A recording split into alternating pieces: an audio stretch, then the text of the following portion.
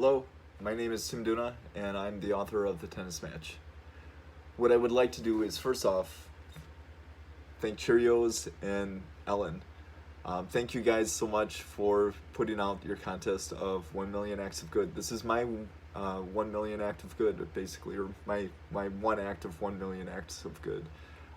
The whole channel is essentially the theme for me is 1,000,001 acts of good. That's what I feel inside.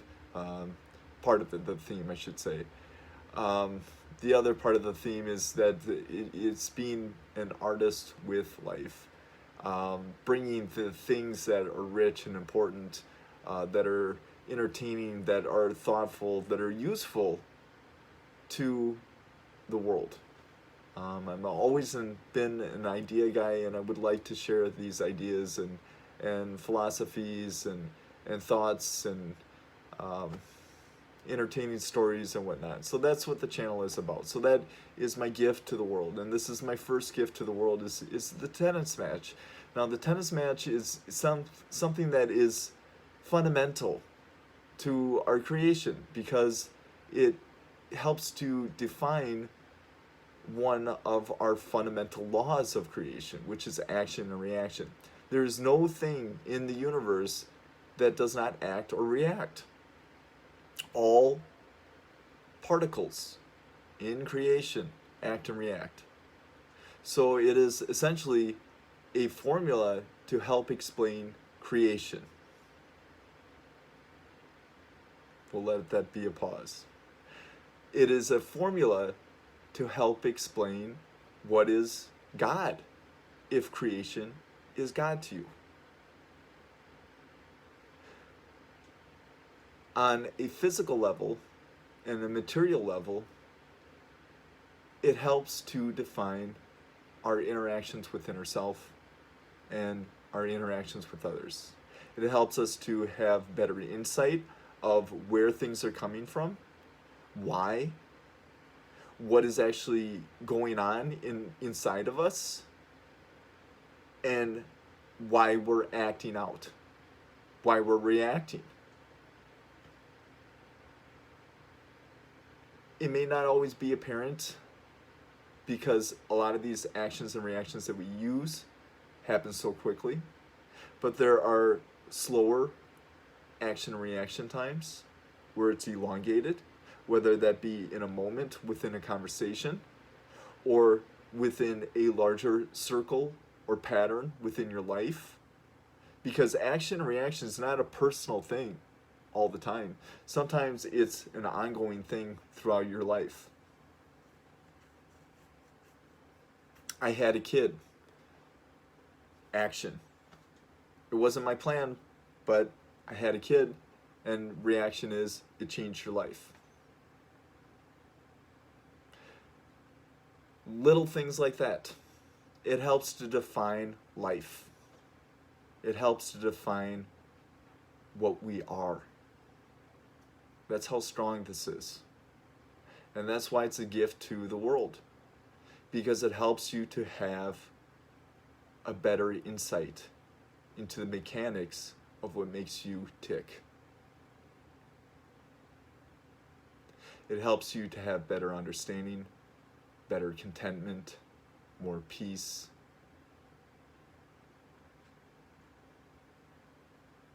Better interactions. When you have better interactions, you become more efficient with that person.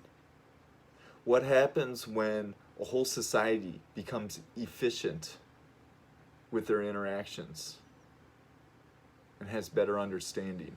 What does that society do? What does that society produce?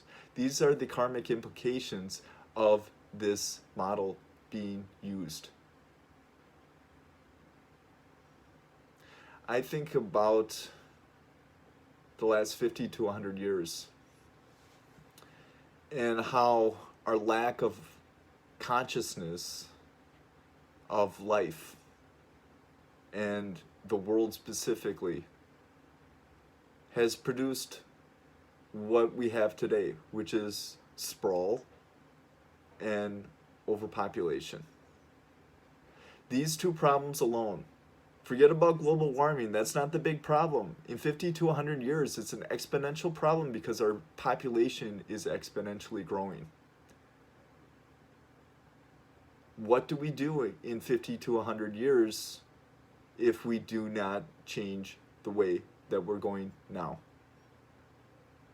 What happens? Do we grow food underground? Do we not have farmland to grow enough food for the people? What happens to our society then? Do we colonize Mars? What happens? We need to start making plans. And so it is my hope that mankind becomes more conscious of themselves and their actions and aware of their impact. And a society evolves around those principles. And I see this as a start to solving the problems of our world.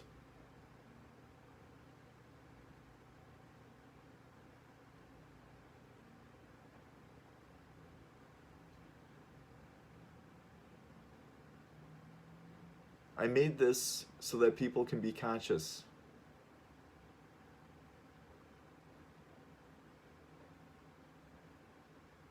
I made it so that we can take care of our planet the right way,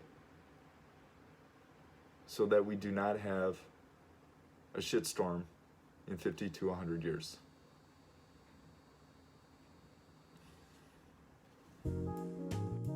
The Tennis Match, the Material Model. Brought to you by Tim Duna.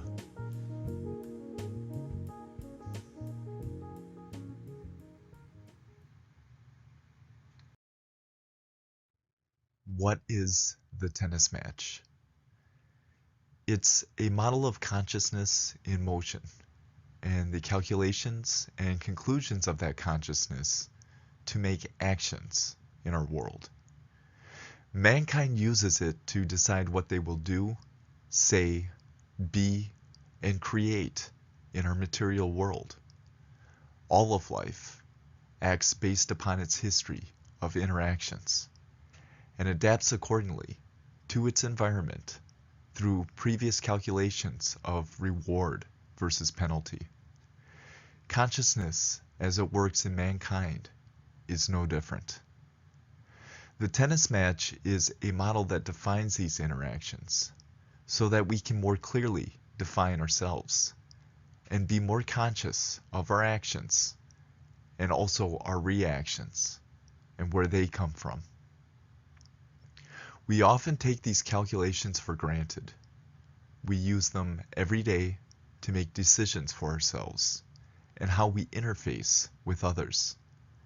It is my hope that in breaking down the formula, we can evolve as a society and interact with each other on better, more copacetic terms. Action, reaction. In its most basic form, the tennis match is action and reaction, also known as karma. It can be experienced internally within oneself or externally with others. There are different dynamics involved when it is used as a model internally versus externally. When internal, there is a bouncing around of ideas and emotions until you come to a conclusion and decide how you want to express yourself in action. When external, it is a bouncing of actions between two or more people. Action and reaction is processed internally for each person involved, and then an external action is made, such as in the instance of a conversation. It consists of two or more factors of consciousness that negotiate through a calculation into a conclusion. The conclusion is what you choose to act upon after weighing in all the factors involved. And the process of weighing all the circumstances and factors involved is the calculation. There is also a phenomenon of after effect that happens through these expressions of action. The after effect are the waves of the interaction after the interaction has completed. It has the potential to change the consciousness of the individuals that participate. It can be a minuscule change, or it can be a very noticeable change. It can also change any person that may have been present to witness the interaction, any third party, because that third party is having their own action and reaction response internally as a result of witnessing the interaction.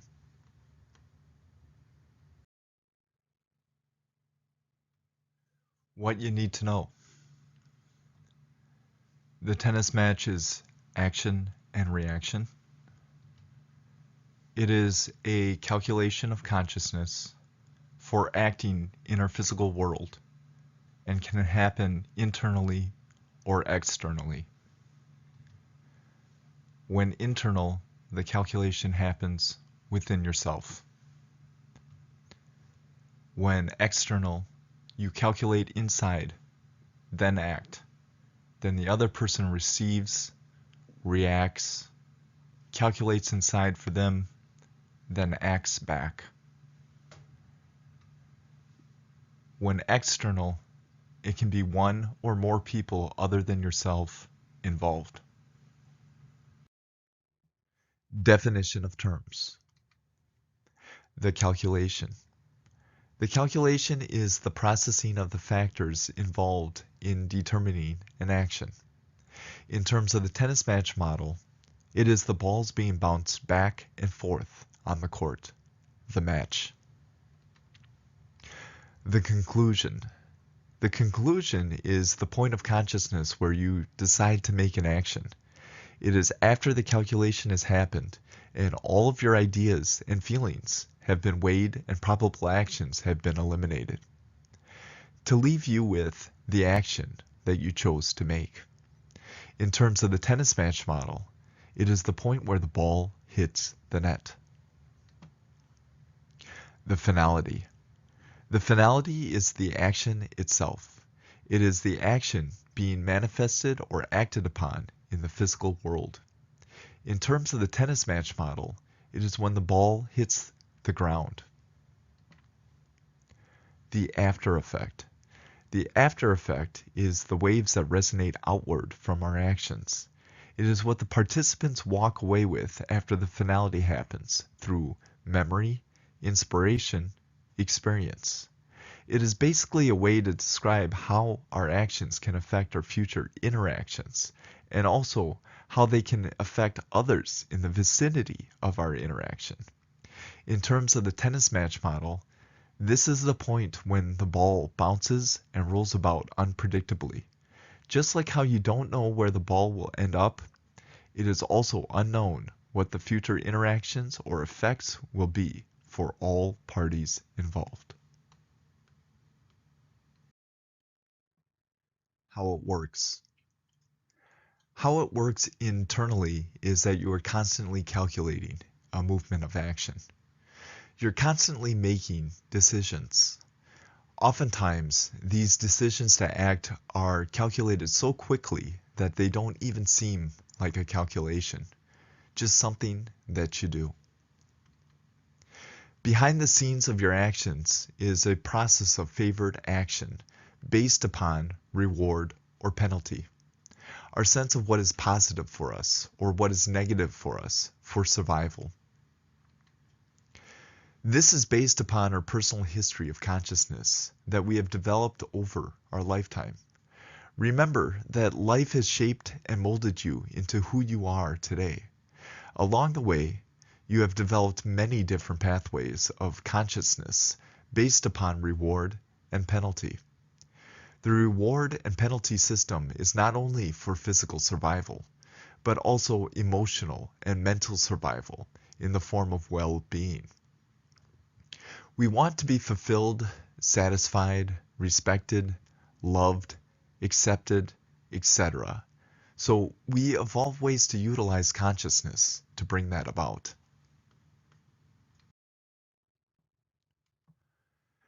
The history of your experiences and all the pathways you developed sit in the body. It is the place where the conscious, subconscious, and unconscious mind mix. It is the backdrop to our interface that we use for the world, our lens.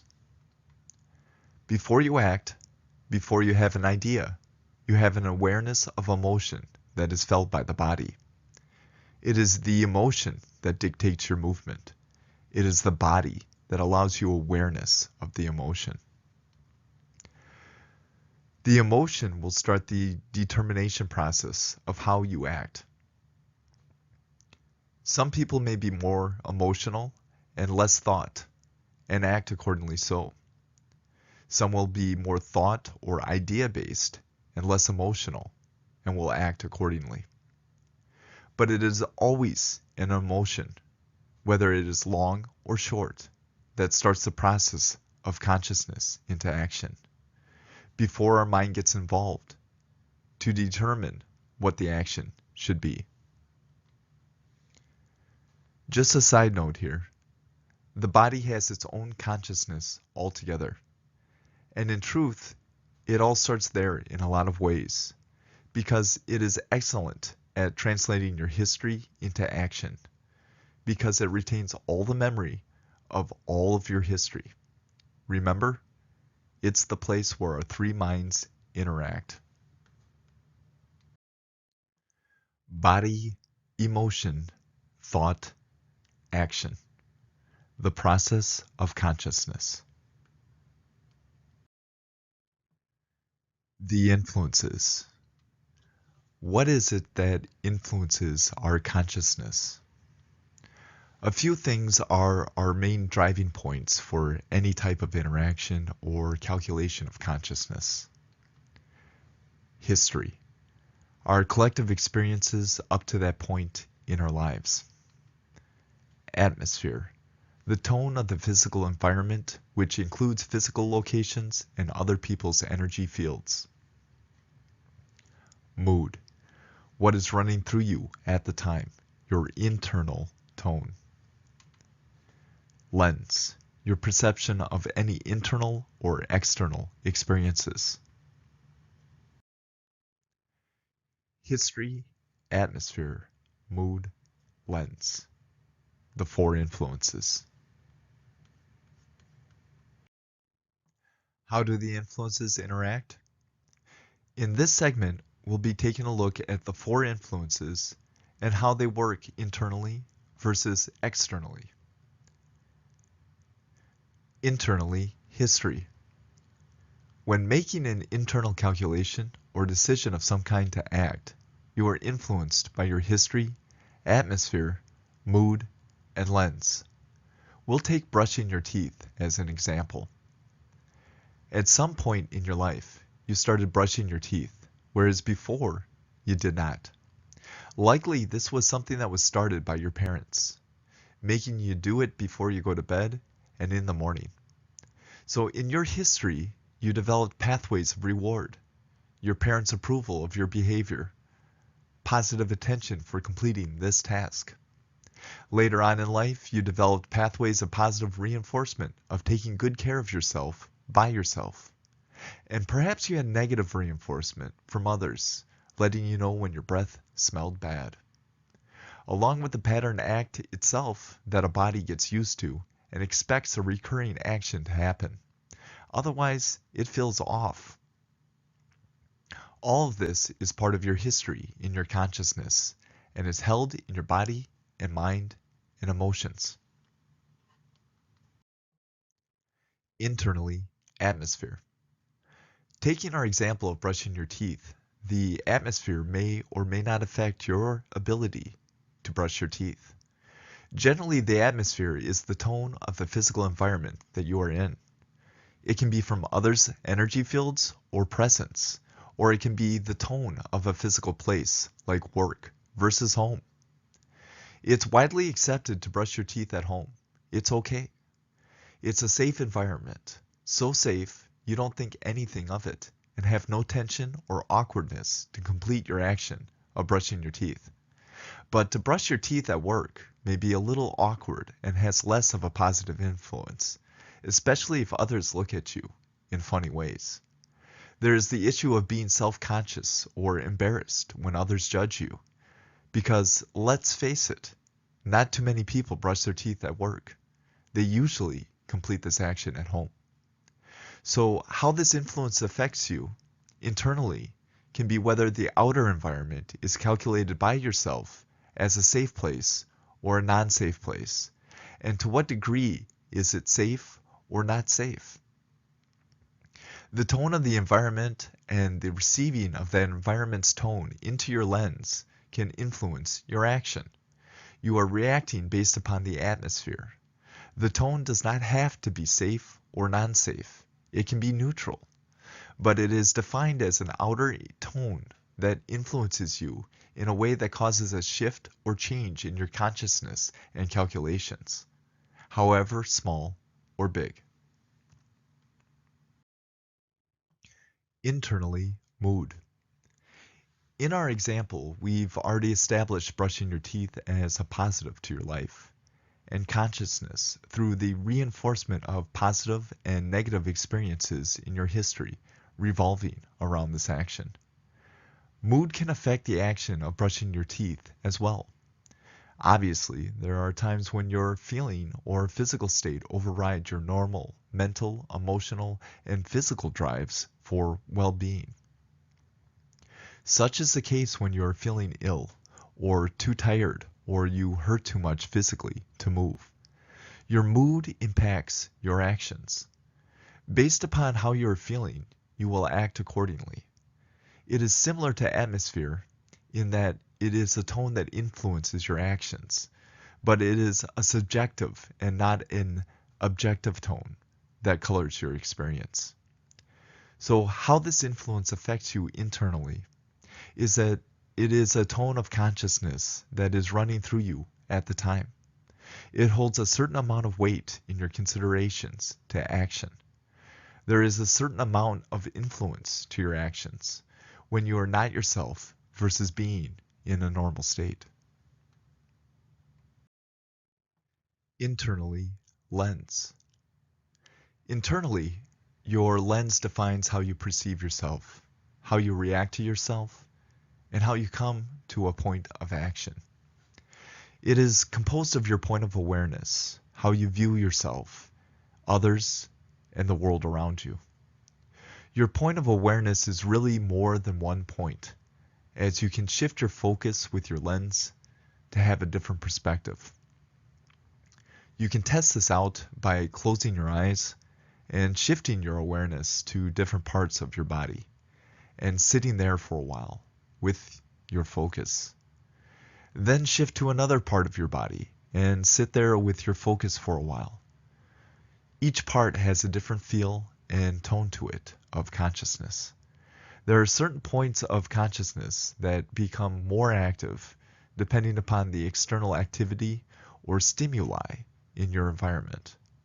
But all these points of consciousness are seated within your lens.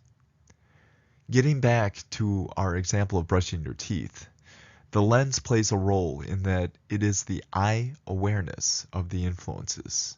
It is the part that is looking at yourself and decides that either it needs to brush its teeth or not. Externally, history. History can affect our actions externally through pattern behavior with others. Over your lifetime, you have developed acceptable behavior and unacceptable behavior when around others. When it is used in a personal relationship with another, it is your thoughts and feelings and previous experiences with that person interacting with your current experience with them. Weight can play a role here also. How heavy does your discord or affinity with this person weigh? Recent experiences may play a heavier role in this formula. but also long-standing experiences of issues and positive interactions may also play a role. We'll start our example as a conversation with your sibling. We will assume that you grew up together with the same parents and in the same house.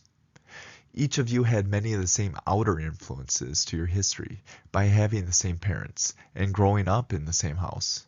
But at the same time, you have different history by 1, being different people, 2, having different lenses, 3, having different friends, and 4, different experiences and influences. When you speak with each other, it is really like an apple and an orange speaking.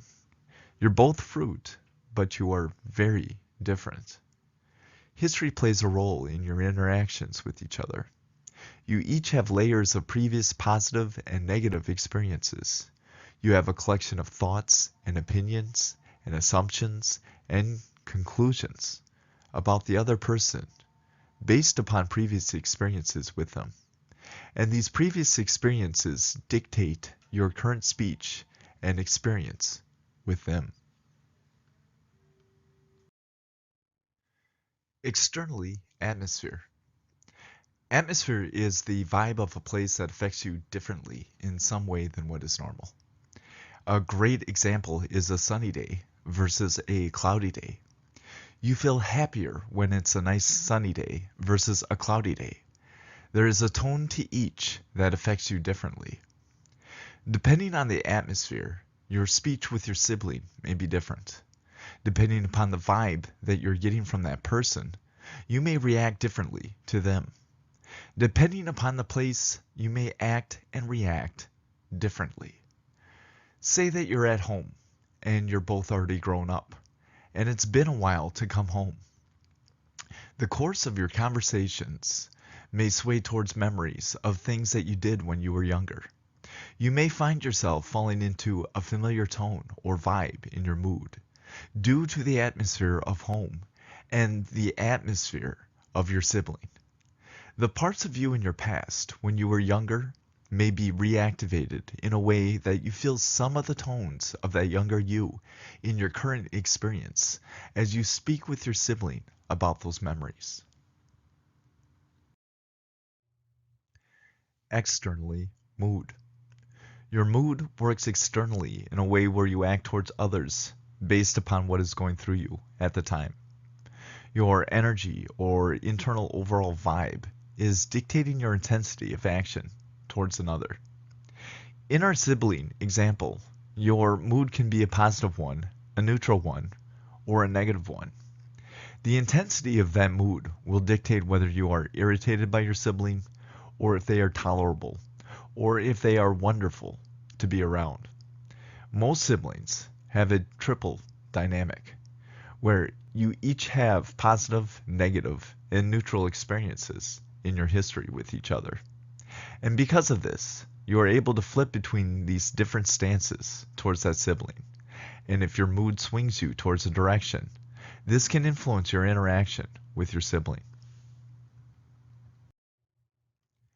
Externally, lens. Your lens, as it is used externally, is your perception of others and the world around you. How do you interpret events that happen around your awareness? How is it filtered? What do you walk away with after all is said and done? How does it impact you? Your lens dictates all of this. Getting back to our sibling example, your lens is your judgment meter. It is going to react to things that your sibling speaks on, shares with you about, where they are going in life, what they think, how they feel. Your lens is essentially ego and body, but it is your unique tone of ego and body for you. It is also the unique tone of your expression. When the lens is turned outward for broadcasting, it is your expression of you into the world. Each lens has a unique tone and expression of that tone. We all sing our own song and utilize our own unique expression when we make waves of action into the world. This is how we make music of life. The calculation and stances. The calculation and stances. The calculation is the tennis match in short. There are contributing factors that you use in your calculation, and some of these factors overlap with the influences that we discussed earlier. History, atmosphere, mood, and lens. The idea behind the calculation is that we use factors in our calculation to make an action. The factors are what we bounce around inside to come to a conclusion for how we act. In the model of the tennis match, they are the balls that get hit back and forth. The players hitting the balls back and forth would represent the stances that we can take for any given action. The rackets would represent the person themselves. When the rackets hit the ball, it is the person doing the math of the calculation, calculating the factors involved. Now, often we take a position of two different stances for any given action, to either do or not to do. In a greater reality, there are actually 5 stances that we can take. Number 1, act the decision. Number 2, not act the decision. Number 3, act the opposite of the decision. Number 4, do something in between the decision and the opposite of the decision. Number 5, or something else. Now, I would like to point out that the stances are not static. They are dynamic in the tennis match model, meaning that what you see here as examples for stances may not be what you necessarily use in your own calculations. It is also dependent upon whether the tennis match is used internally and externally, and what it is that you're bouncing your factors between. You need to determine that information for yourself.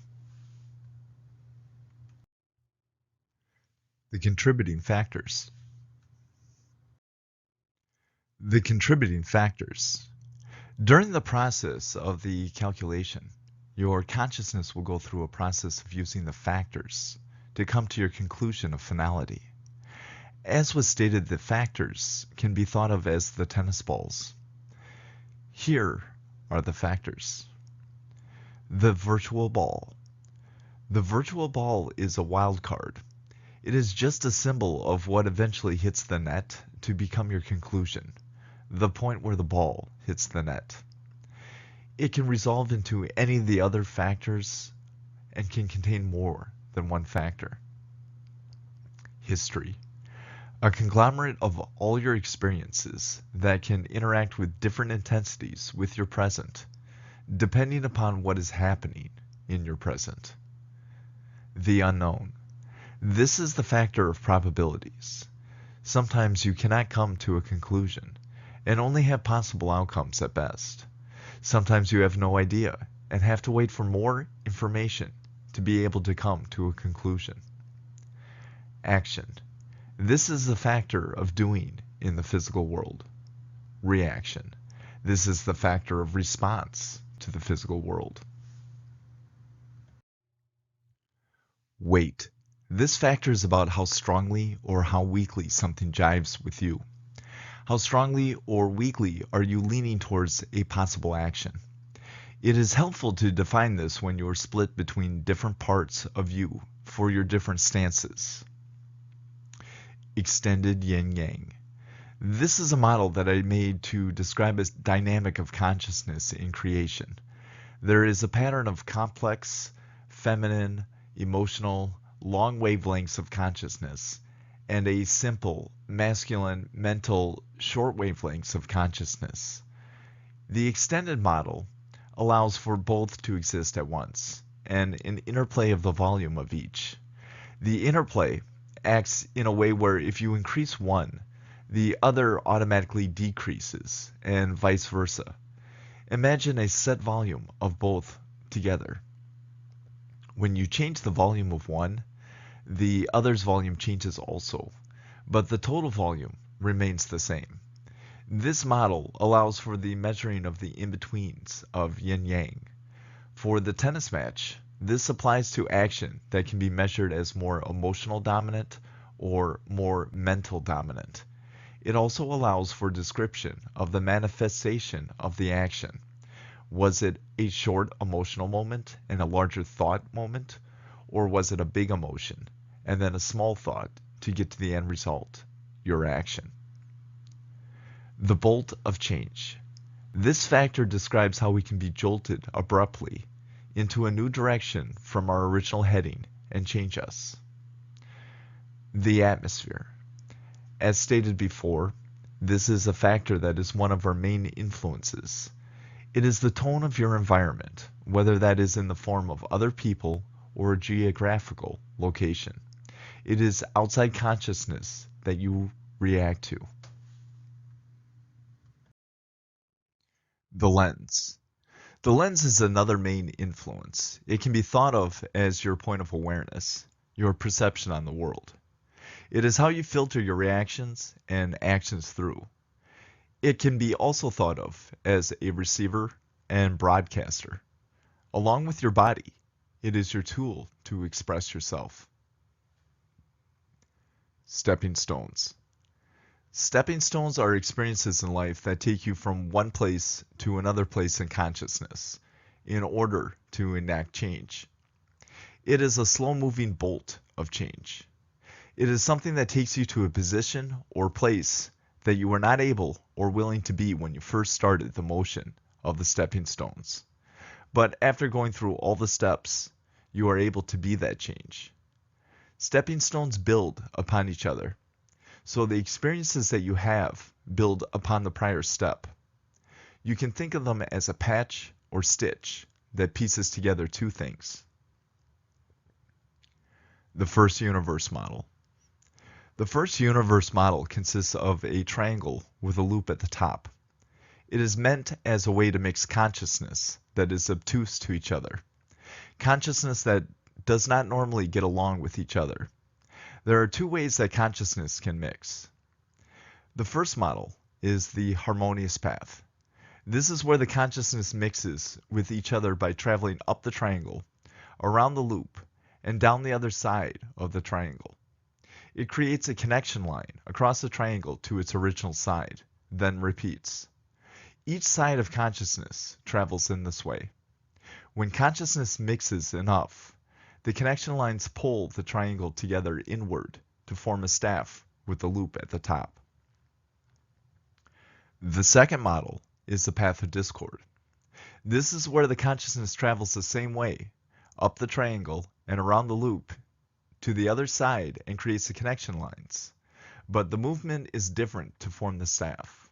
The triangle moves outward until it is a straight line, then crashes down into the staff with the loop at the top. Two different movements, same end result. It is basically a way to mix consciousness. You can do so with conflict or harmony. Each will mix consciousness. And here is a diagram of that first universe model.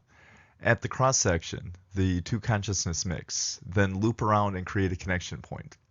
They travel back, mixing again and creating another connection point on the other side. With each turn, they become closer or further apart, depending on discord or harmony.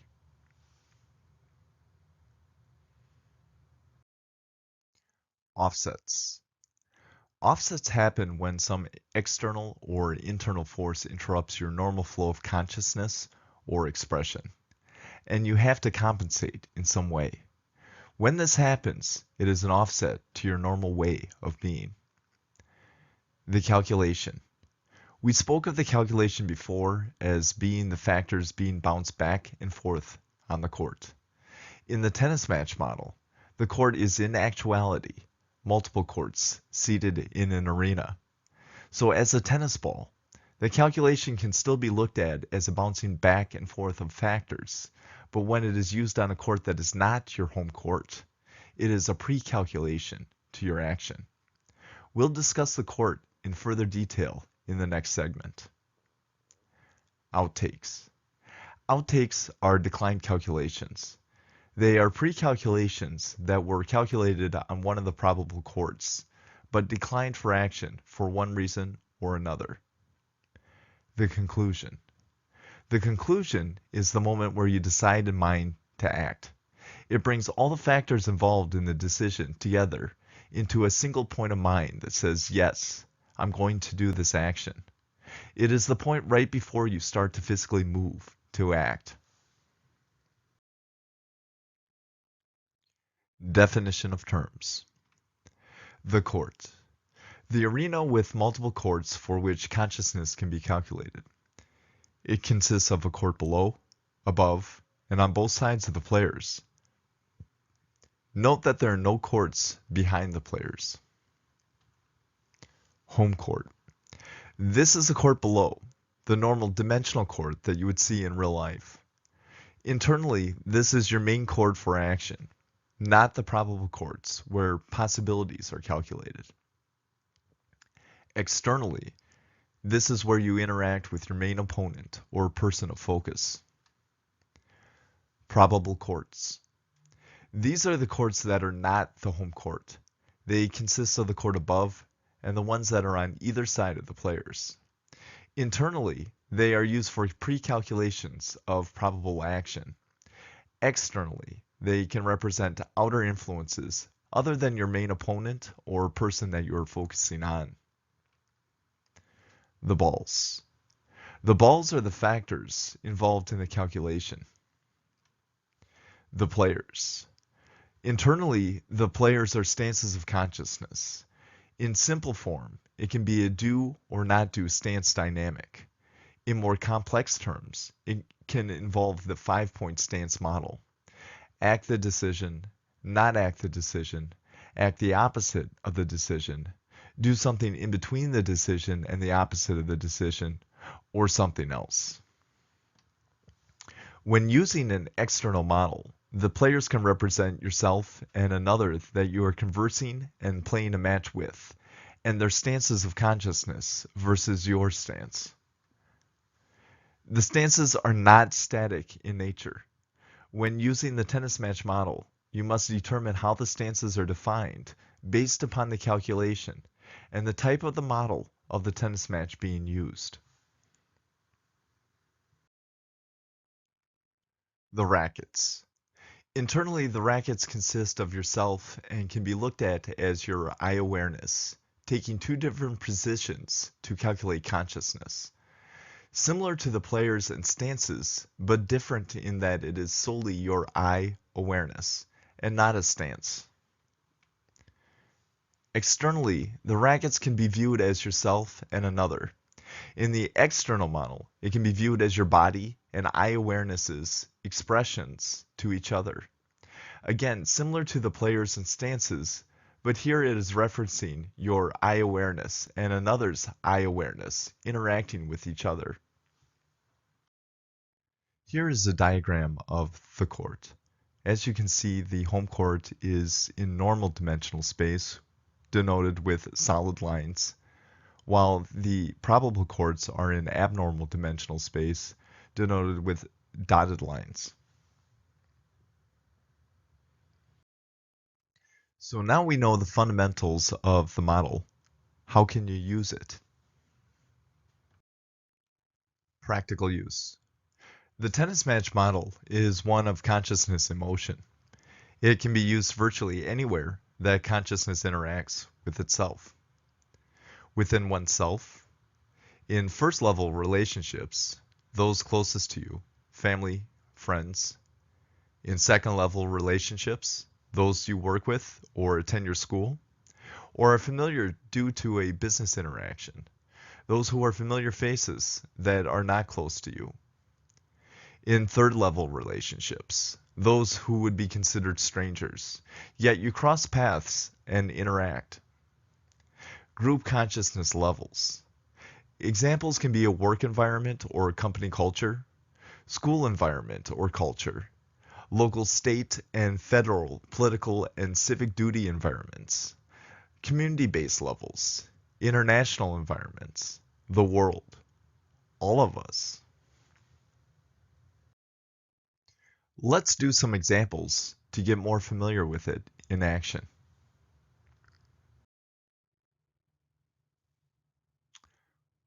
In this segment, we'll be taking examples for both an internal calculation and an external calculation.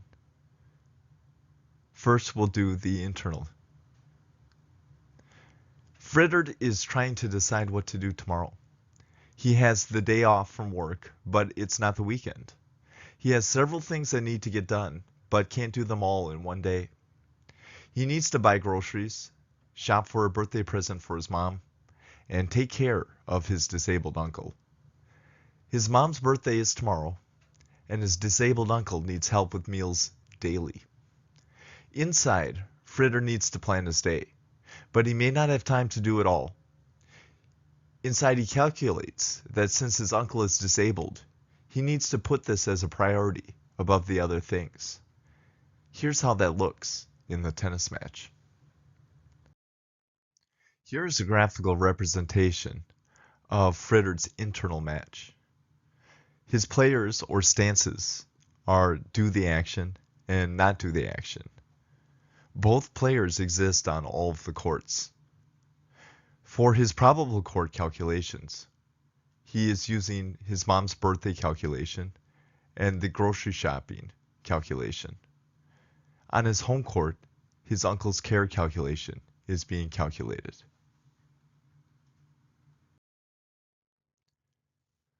We know that he came to the conclusion of taking care of his uncle, so we'll work backward from there. His home court virtual ball consists of the conclusion, the calculation, and action. Both his probable court virtual balls consist of the calculation, the conclusion, outtakes, and reaction.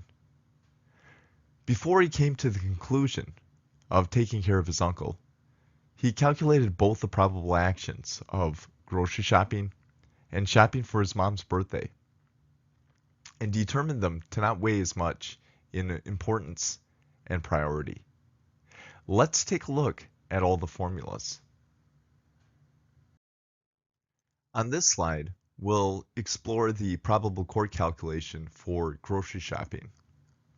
The stances are do the action and not do the action. Between the two stances is an arrow that represents the bouncing of the balls back and forth between the two stances. The players are set as two stances. One is do the action, one is not do the action. History. He has the feeling and thought and need to purchase more food. His history tells him so. This history ball is hit as a volley by player do the action on the probable court. Player not do the action reacts and hits back with the ball of weight, calculating the weight of importance of shopping for food versus the immediate need of his uncle and shopping for mom, declaring that there is a heavier weight of need to take care of his uncle first. Player do the action receives the volley of weight, agrees with the priority, and hits back with the ball of outtakes to conclude the calculation. Player not do the action receives, agrees, and hits back the virtual ball for their probable court, which consists of reaction, outtakes, the calculation, and the conclusion, so that to do the action can act on disregarding this probable act of grocery shopping. This virtual ball on their probable court then is volleyed to the home court by player do the action and is received as an outtake by the home court and is concluded as something that is not worth acting. On this slide, we have the probable court calculation for shopping for mom's birthday. Since it is exactly the same steps as the previous slide, I won't go through it, but I will allow some time for you to take a look at it and read it through so that you can get familiar with the process again.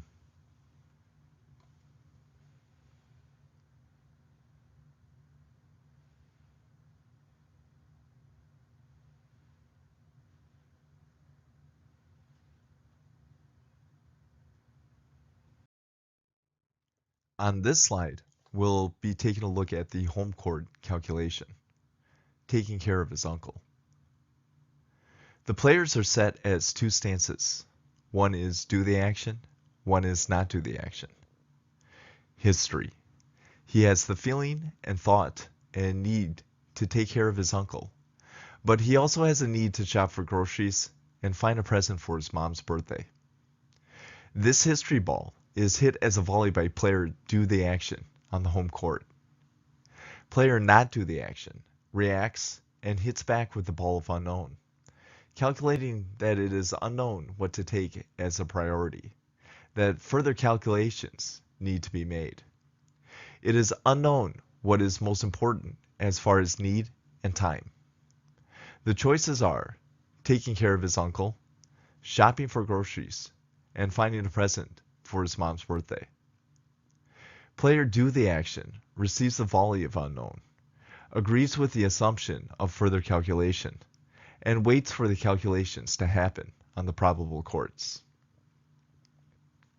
So at this point, the home court is waiting for the probable court matches to come to completion. And once they come to completion, they'll volley virtual balls to the home court. Player do the action receives the probable court virtual ball calculations and concludes them to be outtakes. Then decides on taking care of his uncle is the priority and action, and volleys the virtual ball into the net. The virtual ball consists of the conclusion, the calculation, and action. Fritter makes his physical movement to care for his uncle. This concludes our example of an internal match. We'll now take a look at an external match and how that works. Fritter and his wife Mary Jane are having a conversation that turns into an argument. They are desperately trying to agree upon a name for the new baby that Mary Jane is having. Mary Jane prefers Watley. Fritter prefers something more ordinary, like Fred. What to do? What to do? In this example, neither will walk away with a resolution.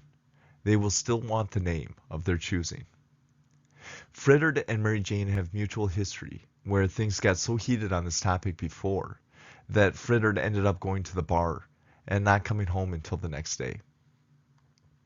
Both Fritter and Mary Jane are concerned about repeating the past and want to remain more calm this time around. Fritter's history reflects growing up with a non-ordinary name. Mary Jane's history reflects growing up with an ordinary name.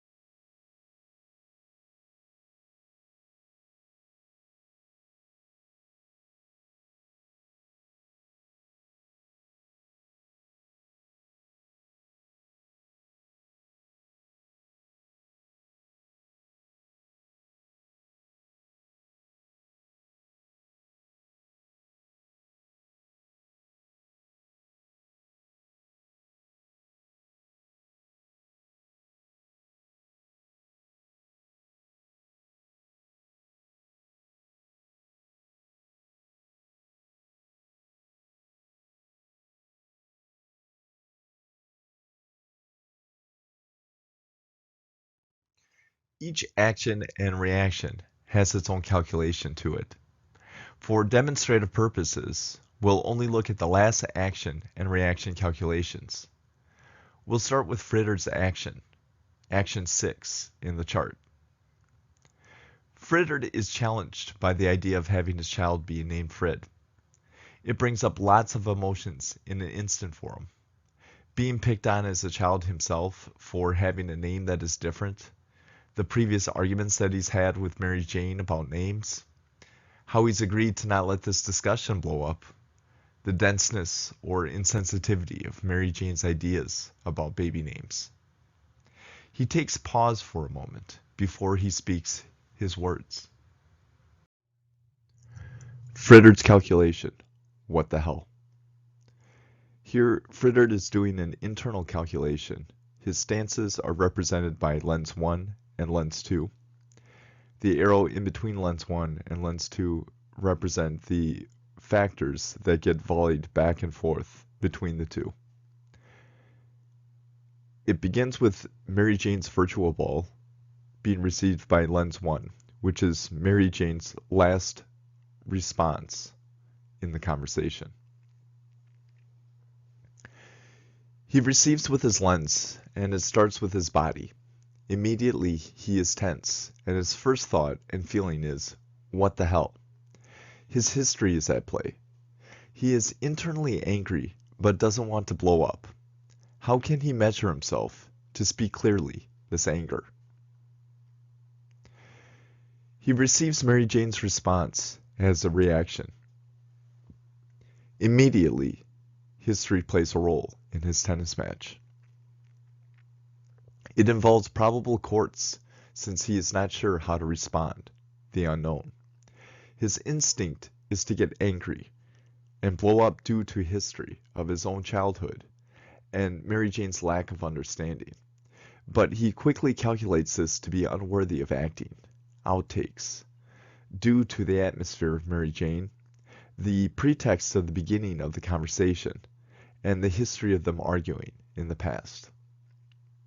Eventually, he comes to the conclusion to not share his true feeling and speak calmly and say, I think your mother should decide.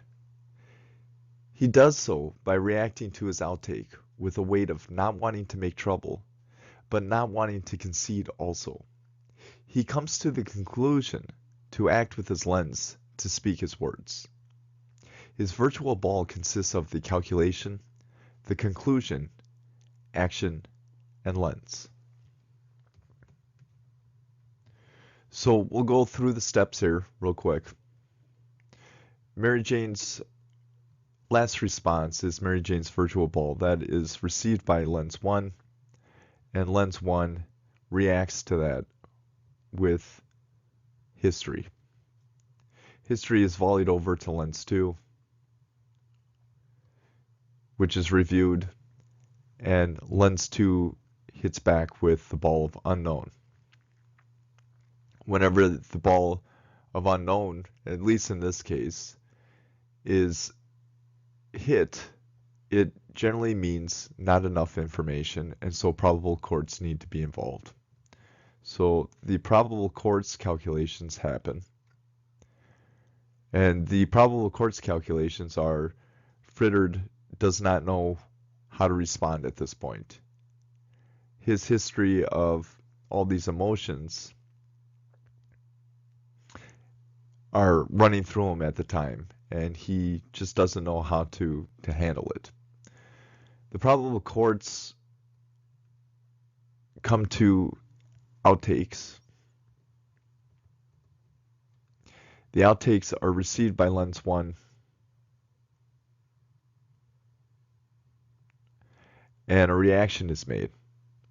The reaction is that he doesn't want to make trouble, and he doesn't want to concede. So he has these two different weights of how he should act. And they can be looked at as a secondary stances in this model. With that in mind, he comes to the conclusion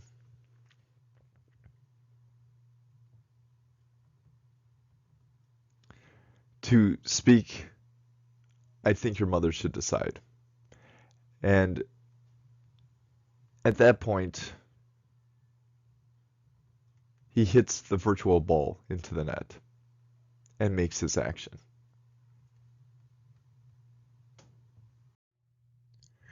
Using it yourself has some requirements. Requirements. Number 1, be conscious.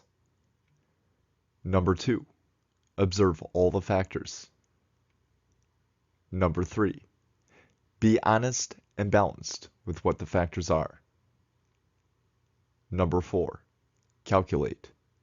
Something we do naturally, just do it more consciously. Number 5, act or react. Again, something we do naturally, just do it more consciously. Number 6, reset yourself to do it all over again. Being conscious.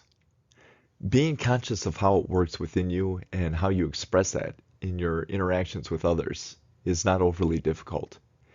It just takes some patience and observation. You will ideally want to be in balance with the situation at hand. Observe yourself and adjust where needed. Observe the 4 influences in yourself and environment: history, atmosphere, mood, lens. Be honest with each and how they are interacting with your body, emotion, thought, and actions and reactions. As it is, not how you want it to be, but how it actually is. Try to look at the complete picture of what is being experienced, including conflicting parts. If you have conflicting parts, try to find the weight of importance or attachment to each part and recognize it as such. If you get stuck, ask your heart, what is this about?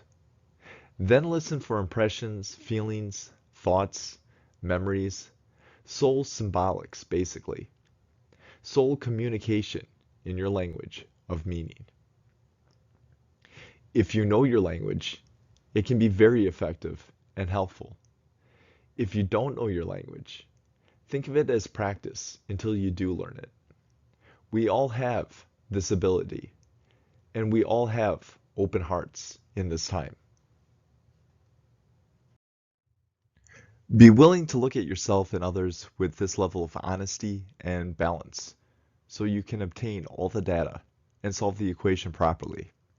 If you're not looking with complete honesty, you will miss data and therefore all the factors involved.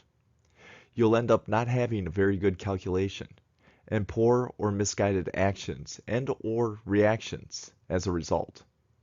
How many times has misinformation, such as an assumption about someone or something, driven you to an incorrect conclusion? Whenever you're trying to solve a math problem, you will be limited by the amount of data provided, and you will never solve a math problem nor balance an equation if you aren't looking at all the factors involved. Consciousness is no different. 1 plus 2 equals 3, right? If you pretend that 2 is a 4, you don't come up with 3 as your answer. You come up with something else. So be honest with what is there, and you'll come up with a more fitting and balanced solution. If you don't, your solution will be distorted, and so will your actions. Likewise, if you have more numbers in your equation and neglect to add them into the equation, you won't have a correct answer to the equation because you'll have missing factors. 1 plus 2 plus xy equals 3 is incorrect and unbalanced. So don't do it with life, and you'll have better equations in life and less distorted calculations as a result. So what I'm speaking on here is essentially when you're trying to do your observations and being conscious, you want to be honest and balanced with all the data that is presented before you, whether that's internally or externally. You want to make sure that you're not pretending something is something else, and you want to make sure that you're not missing anything that is right before you.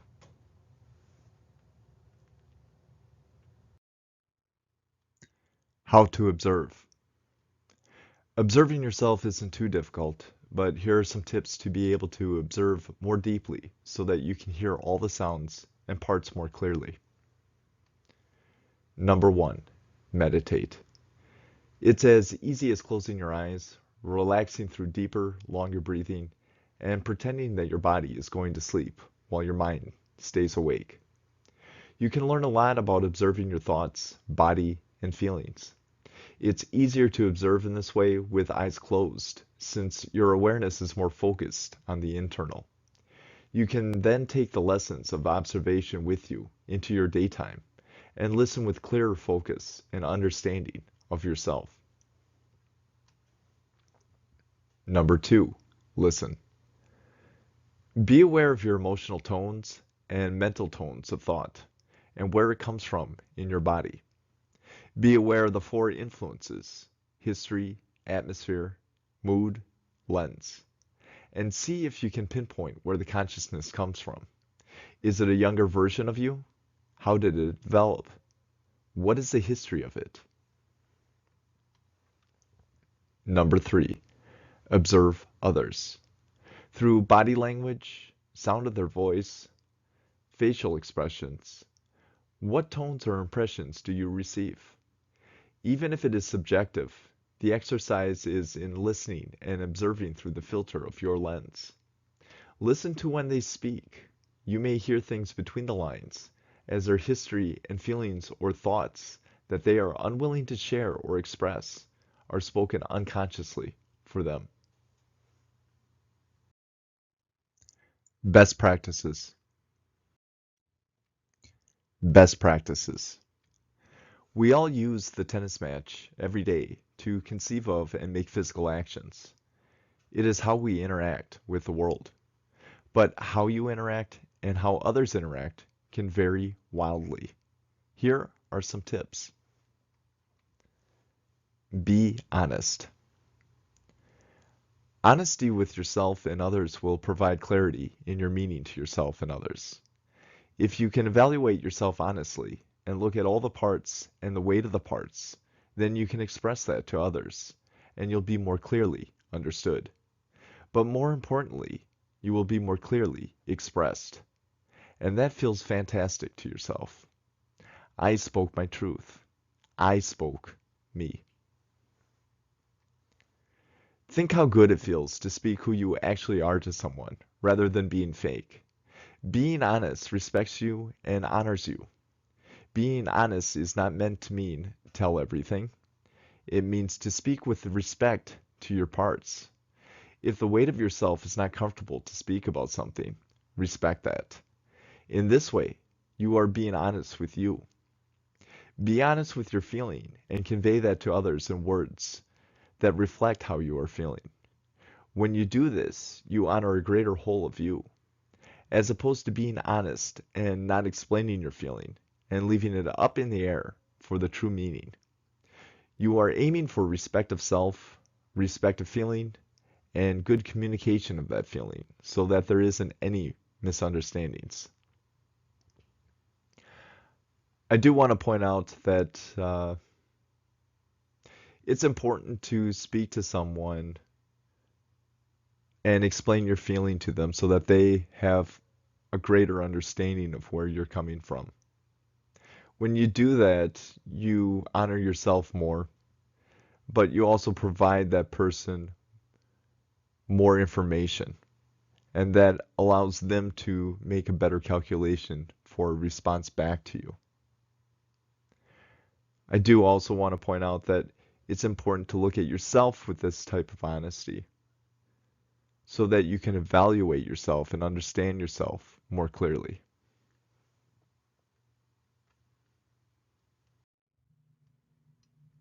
Listen. Listen to your body, your emotions, your thoughts, your other parts of you. Listen to the weight of where things sit or lie for you on any given situation. Be aware, observe. Listen to yourself, but also listen to others and what they are conveying and trying to speak. Be respectful. Respect yourself and others. You can do this by being honest and listening, but also being patient with yourself and others. In the East, they call this ahimsa, or kindness. Be kind to yourself by being patient and respecting all aspects of you, including your body. It has its own way of communicating if you choose to tune in and listen. This also means be respectful of your space. Do not allow others to invade it or trash it. Stand up for yourself where needed. This is a part of life too. Be open. The more open-minded you are, the less judgmental you are, the more you can have in life and creation. If you're closed-minded to something or take a position of judgment, this limits your ability to have and understand and limits your experience here. The more you are able to receive, the more you can have. You set the limit with what is allowed and what isn't, with how open or closed you are to the experience. Be discerning. Know when to judge and when to let go of judgment. Know when to be honest and when to keep it to yourself. Know whom you can trust and what you can trust them with. Know when you need to fight and when you should back down. Know what is important and what can be let go to the wayside. Know what is right and wrong for you. Know what is in balance or fair for yourself and others. Listen to the weight of it all for balance. Allow space for others. Try to make a safe space for receiving where the other person knows it's okay to be themselves. This can be in conversation or it can be in life. Leave room for someone else to be themselves, but at the same time, be discerning and respect yourself, your space, and positions where needed. Communicate well. Not everyone is able to communicate exactly what they are thinking or feeling, whether that be because they are unable to view themselves or that they feel that they are unable to speak it because they feel like they don't have a safe space to do so. Ask the right questions to others where needed to garner more clarity. The idea is to have clarity on what the person is trying to express, whether that is yourself or another. Being honest and asking the right questions to obtain clarity and truth will help immensely in the long run, especially in relationships with others. Act when needed. Nothing gets done if you don't take action where needed, but also be unafraid to walk through the door. We can't have an experience if we are afraid of that experience or what will or could happen. Be as fearless as possible, but also be discerning about fear or anxiety. It's there for a reason sometimes. If you listen well, it could be viewed as a communication or message of some kind. Learning your language of soul will help you to decipher this.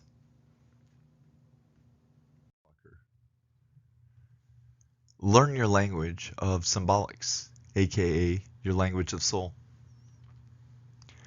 Each person's soul, body, emotions, thoughts, imagery has a language and meaning that is unique to them.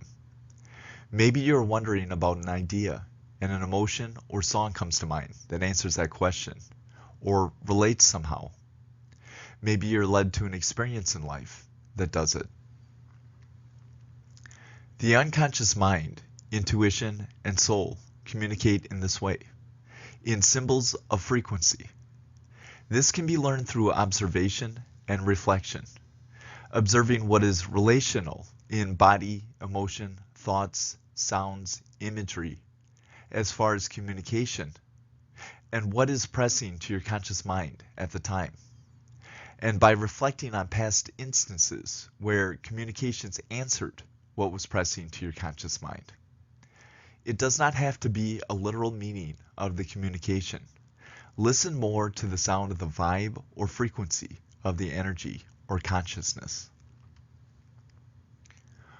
Over time, you will build a better understanding of your language. For the most part, language is communicated in frequency within creation. If you can see the frequency or understand that frequency is the basis, then you can understand the communications better and how they apply to your current situation without misinterpretations of the translations. Be realistic. Accept any circumstances at hand as they are, not what you want them or need them to be. This kind of goes hand in hand with being honest, but it is being honest with the situation. This goes for life experiences and people and yourself. Be willing to be flexible. A rigid personality will only hinder and limit your experiences and your experiences with others. Being flexible and fluid will make life easier and smoother. Be responsible. Be responsible for your volleys that you hit, your actions, and the fallout from those actions. Accept the responsibility of the reaction or return volley, especially when you hit the ball hard into the other side of the court, when you slam into others with words or actions that are harsh. Likewise, accept your responsibility for lack of action and the fallout of those circumstances. Words of wisdom. Words of the wisdom of life. What you put out is what you get back. The vibe that you exhibit when you express yourself will be processed through another's lens and reflected back to you in the response to your action. This will be done in their own way. Observing yourself and how you impact others can prove this to you on a visceral level. Embodiment carries the heaviest weight. When something is embodied and visceral, it is not forgotten. It is not theoretical, like in the mind. It is a live and a know. You tend to act depending upon how you feel at the time. Be aware and conscious of this, if possible, when you make your actions. Be conscious of it and communicate that fact when you need to apologize. Know that most conflict is a result of three things: need, greed, and respect, or a lack of it. Most of us hurt and have been hurt. When either happens and you are ready, be conscious enough to apologize and explain. Or explain what hurt and why. It means something. Nothing replaces an action in body. It bears the heaviest weight. Know that you may not always be received, but at least you can express yourself if the situation calls for it, and honor yourself in this way. Not everyone will play the tennis match according to your rules, nor play it well enough to play with you, as you'd prefer. But at least you can honor you.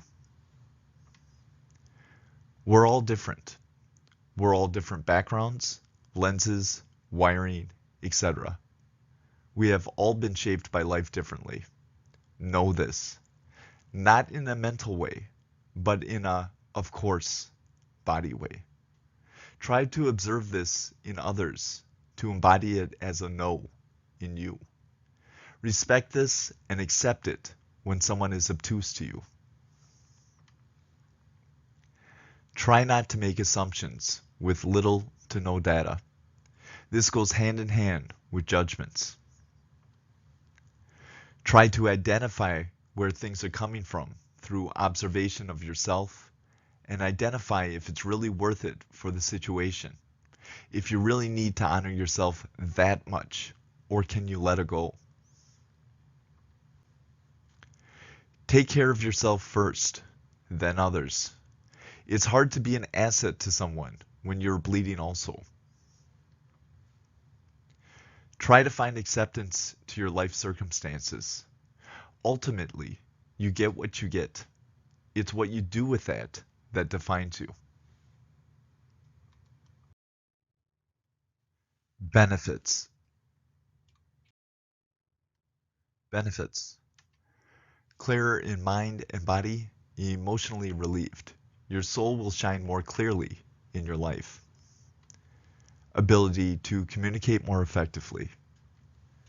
Increase problem solving by being able to identify and isolate problems within and without more easily. More copacetic relations with those around you. Less entanglements in your life. Less things left unsaid or undone. Completion feels good. More compassion and empathy to yourself, others, and the world. Better understanding of all aspects of life. When you understand, you can have less discord. When you have less discord, you have less stress, worry, anxiety, anger, and lament. Increased peace and contentment within and without.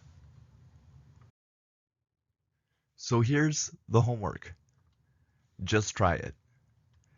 You'll feel the benefits immediately because we want resolution, respect, to be heard and honored. It does all this and more, guaranteed.